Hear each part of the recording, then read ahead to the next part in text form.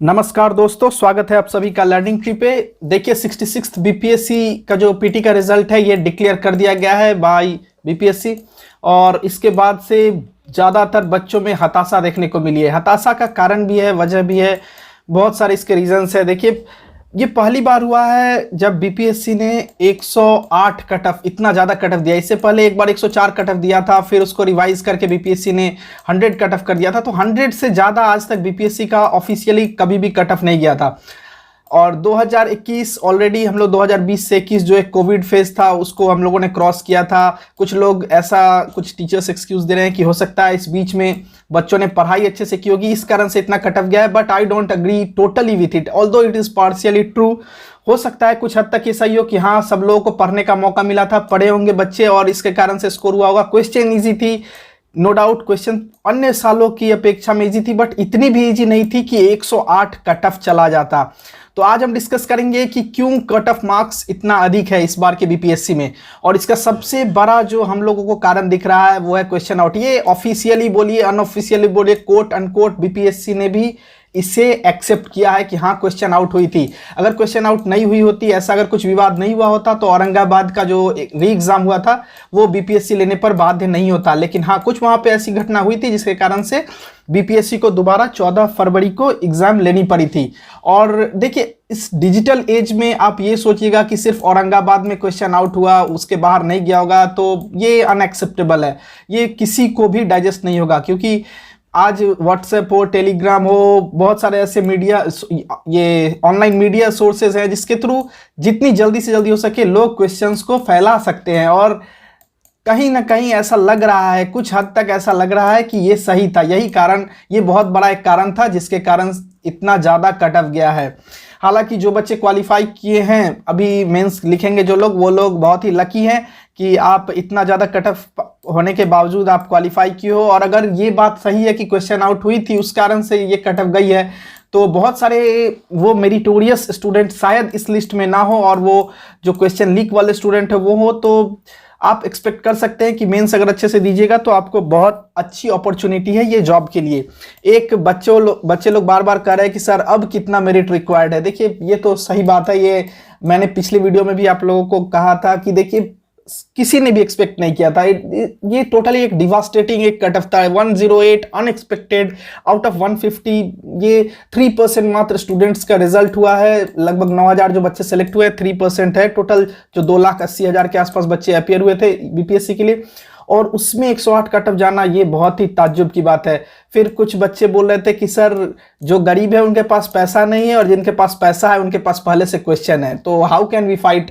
तो देखिए इसमें मैं तो अलग से कुछ किसी की भी सहायता नहीं कर सकता। I can only say you कि आप अपना मनोबल मत खोइए। हाँ 108 गया है, so be prepared for much more higher, 120, 115। हालांकि बहुत मुश्किल है, कहना जितना आसान लगता है 110, 115 क्रॉस करना, ये उतना आसान होता नहीं है। अगर होता तो हर साल या बाकी सालों में भी कट ऑफ उस ट्रेंड का देखने को मिलता। लीक एक इशू था जिसको लेकर के बहुत सारे कंट्रोवर्सी चल रहे हैं। सेंटर मैनेज जो इशू है औरंगाबाद को लेकर के, ये बहुत ज़्यादा क्या बोले एक कंट्रोवर्शियल इशू हो गया है, क्वेश्चन लीक और सेंटर को लेकर के। और बच्चे कह रहे हैं सर अब 100 तो लाएं, 108 के लिए अब क्या पढ़े। तो देखिए कुछ अलग पढ़ने की जरूरत नहीं है। आपने जितना पढ़ा है आप उसको ही बैक कीजिए। आप अपने जो विल है, अपना जो रिसोर्सेज अभी तक आपने यूज़ किए हैं, जिसके दौलत आप 100 तक पहुंचे हैं, बैक योर सेल्फ, आप उसी को बार बार रिवाइज कीजिए। एंड आई होप कि नेक्स्ट टाइम आप भी शायद 108, 110 क्रॉस कर सके। हालांकि मैं अभी ये नहीं बता सकता कि नेक्स्ट टाइम 108, 10 तक ही ये सीमित रहेगा। ये अगर इशू क्वेश्चन आउट का सही है तो पता नहीं नेक्स्ट टाइम कट ऑफ शायद 115, 120, उससे भी ज़्यादा देखने को मिले।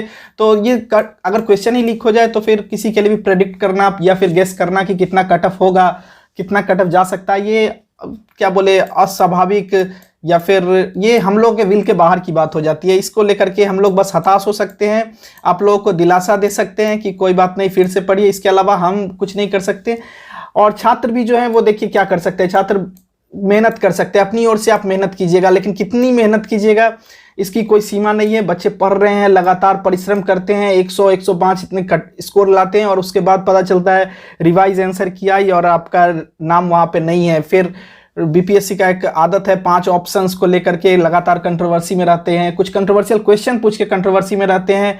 इस साल क्वेश्चन आउट हो गया, उस कारण से कंट्रोवर्सी रही, उसके ऊपर से एडिशनल कंट्रोवर्सी, ये कट ऑफ इतना हाई चला गया है, तो बीपीएससी को शायद पसंद ही आ गया है अब कंट्रोवर्सी में रहना। तो मैं इसके लिए यही आप लोगों से निवेदन करता हूं कि आप लोग पढ़ते रहिए और 67 बीपीएससी के लिए अपने आप को कीप मोटिवेटेड योरसेल्फ।